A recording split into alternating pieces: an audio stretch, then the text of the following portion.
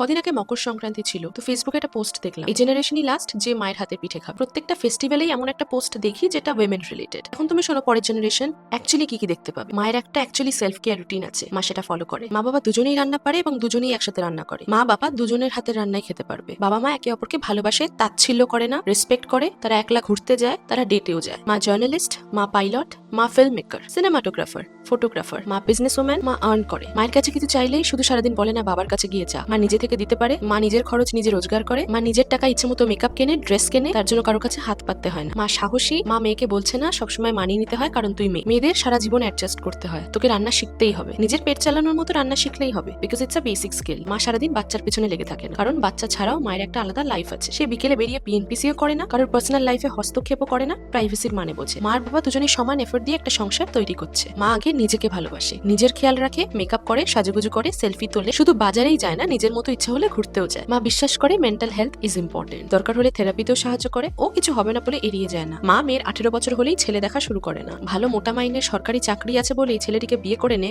এরকম প্রেশারও দেয় না। ছেলের মাও কখনো ছেলেকে বলে না ছেলেদের কাঁদতে নেই। আমাদের বা আমাদের আগের জেনারেশন আর যাই হোক, মায়েদের রেসপেক্ট খুব একটা করতো না, কারণ আমাদের মতে মায়েরা যদি 3 বেলা ভালো রান্না করে খাওয়ায় তবেই সেটা ভালোবাসা, আর সেটা একদমই সত্যি নয়। আর এই জেনারেশনের ক্ষেত্রে তারা কিছুই পারে না, এটা ভুল কথা। এই জেনারেশনের মেয়েরাও জুতো সেলাই থেকে চণ্ডী পাঠও জানে।